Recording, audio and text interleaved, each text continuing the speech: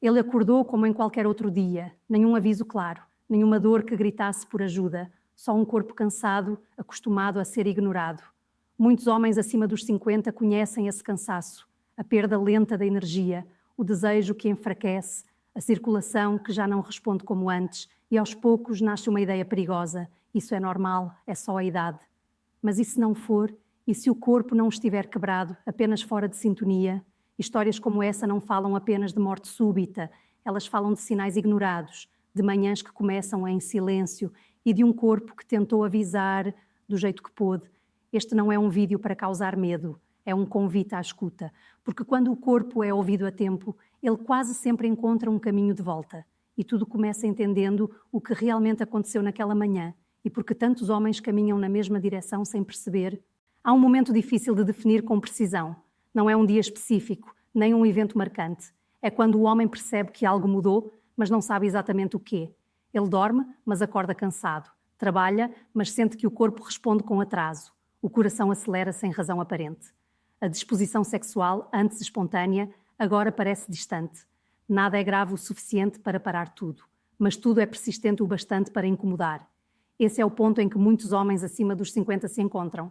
O corpo não entra em colapso de uma vez. Ele começa a se apagar lentamente, como uma luz que perde intensidade.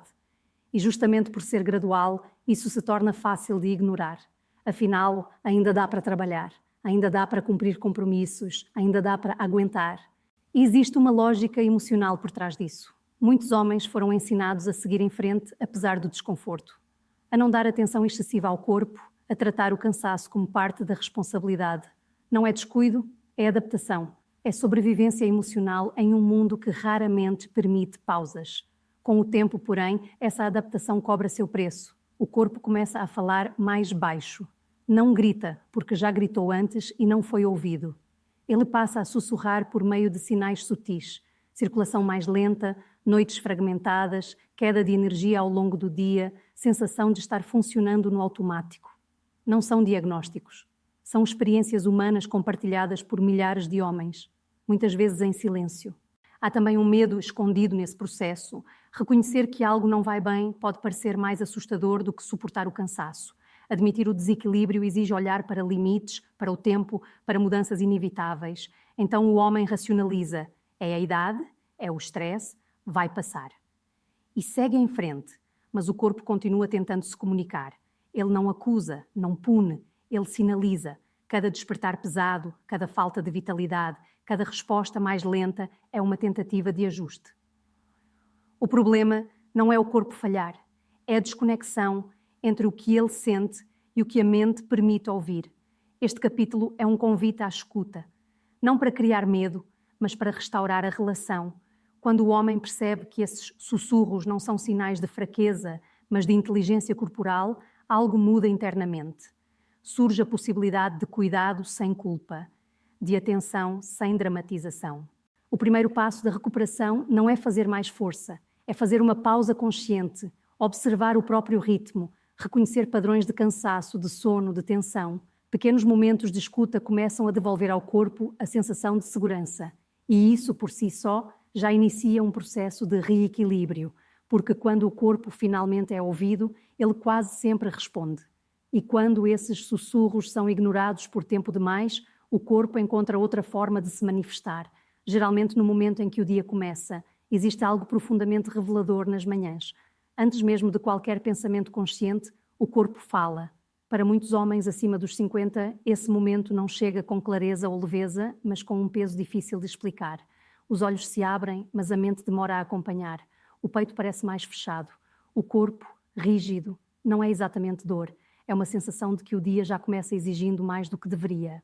Por muito tempo, acreditou-se que amanhã fosse o problema, que acordar cedo fosse perigoso, que o esforço logo ao despertar fosse o vilão. Mas a verdade é mais silenciosa e mais profunda. Amanhã apenas reflete o que aconteceu ou deixou de acontecer durante a noite e até mesmo ao longo de anos inteiros. Durante o sono, o corpo deveria entrar em um estado de reparo. É nesse período que a pressão diminui, a circulação se reorganiza, os hormônios se ajustam e o sistema nervoso encontra descanso. Mas para muitos homens isso não acontece plenamente. O sono é interrompido. A respiração permanece curta, a mente continua em alerta, mesmo deitada. O corpo dorme, mas não se sente seguro o suficiente para desligar. Com o passar do tempo, esse padrão cria um acúmulo invisível de desgaste. O organismo aprende a funcionar no limite e quando chega amanhã, esse momento delicado de transição entre repouso e atividade, o corpo simplesmente não tem reservas suficientes. O despertar exige uma mobilização que ele não está pronto para sustentar. É aí que surgem sensações familiares a tantos homens. Confusão mental ao levantar, sensação de peso no peito, ausência de energia, irritabilidade sem motivo claro, queda do desejo. Isso não é sinal de fraqueza. É o retrato de um corpo que passou tempo demais sem descanso verdadeiro. Neste capítulo, o convite não é para temer amanhã, mas para observá-la com curiosidade. O que ela está tentando mostrar? Muitas vezes, o que aparece ao acordar é apenas o eco de noites mal resolvidas e dias excessivamente tensionados. Amanhã não cria o desequilíbrio, ela o revela. E aqui surge uma mudança importante de perspectiva. Descansar não é apenas dormir. É permitir que o corpo entre em um estado profundo de reparação. Isso envolve mais do que horas na cama. Envolve reduzir estímulos à noite, desacelerar a mente, criar rituais simples que sinalizem ao corpo que ele pode baixar a guarda. Pequenas mudanças, feitas com constância, começam a transformar completamente a forma como o corpo atravessa a noite e, consequentemente, como ele desperta. Quando o homem compreende isso, algo se reorganiza internamente. A culpa dá lugar à compreensão. O medo cede espaço à responsabilidade consciente. E amanhã, aos poucos, deixa de ser um momento de resistência para voltar a ser um ponto de partida. O caminho para recuperar vitalidade começa quando o descanso deixa de ser superficial e passa a ser restaurador, porque um corpo que se repara à noite não precisa lutar para acordar. E quando entendemos o que impede esse reparo profundo durante o sono, percebemos que algo essencial foi negligenciado, algo que sustenta toda a energia do corpo. Tudo o que vive se move. A vida não é estática. Ela pulsa, flui, se adapta. Dentro do corpo humano, esse movimento acontece de forma silenciosa a cada segundo. O sangue leva oxigênio, nutrientes e sinais vitais. O sistema nervoso transmite mensagens.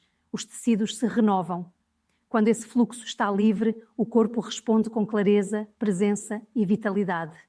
Quando ele diminui, nada quebra de imediato. O corpo apenas começa a economizar. Para muitos homens acima dos 50, essa economia passa despercebida no início. O coração continua batendo, o dia segue, mas algo muda por dentro. A energia já não circula com a mesma facilidade, a mente perde nitidez em certos momentos, o humor oscila, o entusiasmo diminui e, de forma mais íntima e silenciosa, a saúde sexual deixa de responder como antes. Poucos falam sobre isso, alguns sentem vergonha. Outros preferem acreditar que é apenas parte da idade, mas no fundo, muitos compartilham a mesma sensação difícil de nomear, a perda de conexão com a própria vitalidade. Não é apenas cansaço físico, é como se o corpo estivesse presente, mas o homem não estivesse completamente dentro dele. A circulação reduzida afeta mais do que músculos e órgãos. Ela impacta a forma como o homem se percebe. A confiança, que antes vinha naturalmente, começa a oscilar. A presença diminui, o corpo responde com atraso e isso cria um ciclo delicado. Quanto mais o homem se sente desconectado, mais tensão ele carrega. E quanto mais tensão, mais o fluxo se contrai. É importante dizer com clareza, isso não é falha, é proteção. Quando o corpo percebe estresse constante, pressão emocional prolongada ou falta de recuperação, ele redireciona recursos para o essencial. Ele mantém o funcionamento básico e reduz aquilo que não é urgente para a sobrevivência imediata. O prazer, a expansão, a vitalidade ficam em segundo plano. Esse entendimento muda tudo, porque tira o peso da culpa. O corpo não está desistindo. Ele está tentando preservar o que pode com os recursos que tem, e isso abre espaço para uma pergunta mais gentil. O que faria o corpo se sentir seguro o suficiente para voltar a fluir? Neste ponto, a narrativa se desloca do medo para a possibilidade. Fluxo não se restaura com força, mas com permissão. Pequenos movimentos diários, caminhar sem pressa, respirar mais profundamente, alongar o corpo ao acordar, começam a enviar um sinal diferente ao organismo. Um sinal de que não é preciso estar em alerta o tempo todo. Aos poucos, quando a tensão diminui, o corpo responde. A circulação melhora, a energia começa a circular novamente, não de forma abrupta, mas consistente, e com ela retorna algo ainda mais importante do que o vigor físico, a sensação de estar presente no próprio corpo. Este capítulo convida o homem a enxergar o fluxo como um diálogo.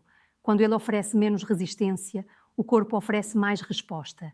E nesse espaço de colaboração surge algo inesperado, uma abertura real para a restauração. Porque ao entender por que o corpo se protegeu por tanto tempo, surge uma pergunta essencial e a resposta aponta para um caminho de reconexão. Por muito tempo, muitos homens aprenderam a se relacionar com o próprio corpo como se ele fosse uma máquina resistente, algo feito para suportar pressão, cumprir tarefas, seguir em frente independentemente do custo. Quando surgia dor, cansaço ou queda de desempenho, a resposta quase sempre era a mesma: empurrar mais um pouco, ignorar, corrigir à força. Essa mentalidade funcionou por anos, mas chega um momento em que o corpo começa a responder de outra forma, não porque ele se tornou fraco, mas porque está cansado de lutar internamente. O corpo humano não foi feito para viver em estado constante de tensão. Ele foi projetado para alternar entre esforço e recuperação. Quando essa alternância se perde, o organismo entra em alerta permanente. Os músculos se contraem, a respiração encurta, os sistemas internos operam em modo defensivo e, aos poucos, aquilo que antes fluía naturalmente passa a exigir esforço. Neste capítulo, a narrativa convida o homem a enxergar o corpo por uma lente diferente. Não como algo que precisa ser consertado, mas como um sistema inteligente que se autorregula quando recebe os sinais certos. Essa visão não é nova. Ela atravessa culturas antigas e práticas tradicionais que sempre entenderam saúde como equilíbrio, não como combate. Quando o corpo se sente seguro, processos profundos entram em ação. Hormônios se ajustam com mais facilidade. A circulação responde melhor, a regeneração celular acontece com mais eficiência, mas segurança não vem da pressa nem da exigência excessiva. Ela vem da constância, da previsibilidade, da redução do excesso de estímulos. Pequenos gestos fazem uma diferença real. Pausas conscientes ao longo do dia, mesmo que breves, respirações mais profundas antes de reagir ao estresse, alimentação que nutre sem sobrecarregar, momentos de silêncio que permitem ao sistema nervoso desacelerar. Esses não são atos grandiosos, mas são mensagens claras ao corpo. Você não precisa estar em alerta o tempo todo. Para muitos homens, esse é um ponto de virada emocional. Surge a compreensão de que cuidar não é fraqueza, que desacelerar não é desistir, que respeitar limites não significa perder identidade. Pelo contrário, significa preservá-la. A reconciliação com o corpo muda a forma como o homem se sente dentro dele. A tensão diminui, a presença aumenta, a vitalidade começa a reaparecer não como um pico artificial, mas como uma base mais estável. E com essa base, a confiança retorna de maneira mais tranquila, menos dependente de desempenho. Este capítulo reforça uma ideia essencial. Equilíbrio não exige perfeição, exige atenção contínua, exige escolhas pequenas, feitas repetidamente, que constroem um ambiente interno favorável à recuperação. Quando o homem para de lutar contra o próprio corpo, algo se reorganiza. O esforço excessivo dá lugar à cooperação. E nessa cooperação, o corpo começa a oferecer mais do que resistência. Ele volta a oferecer resposta. Porque quando o corpo finalmente se sente seguro novamente, algo que estava adormecido começa, lentamente, a despertar. Chegar até aqui muda algo por dentro. Depois de observar os sinais ignorados, as manhãs difíceis, o fluxo interrompido e a relação de luta com o próprio corpo, surge uma compreensão mais madura, quase silenciosa. Vitalidade não tem a ver com voltar no tempo. Não é parecer jovem, nem competir com quem você foi aos 30 ou 40 anos. Vitalidade é alinhamento. É estar inteiro no corpo que você tem hoje. Muitos homens passam anos tentando recuperar o que perderam, quando, na verdade, o que precisam é ajustar o ritmo. O corpo muda com o tempo, sim, mas ele não perde a capacidade de responder. O que ele perde, muitas vezes, é a oportunidade de ser ouvido. Quando a exigência é constante e o descanso é tratado como luxo, o corpo se retrai. Quando o ritmo finalmente se ajusta, ele começa a cooperar novamente. Neste capítulo final, todos os fios da narrativa se encontram. Os sussurros iniciais não eram fraqueza. As manhãs pesadas não eram azar. A queda de energia e de desejo não era fracasso pessoal. Tudo apontava para a mesma direção. Um desalinhamento entre o modo de viver e o que o corpo precisava para se sustentar. Homens que redescobrem vitalidade após os 50 quase nunca o fazem por meio de mudanças radicais. Eles não revertem a idade. Eles param de lutar contra ela, passam a escolher com mais consciência onde colocar energia. Dormem melhor não porque dormem mais horas, mas porque criam condições para um descanso mais profundo. Movem o corpo não para provar algo, mas para mantê-lo em fluxo. alimentam-se não por controle, mas por respeito. Essa mudança de postura devolve algo essencial, autonomia silenciosa. O homem deixa de reagir ao corpo com frustração e passa a dialogar com ele.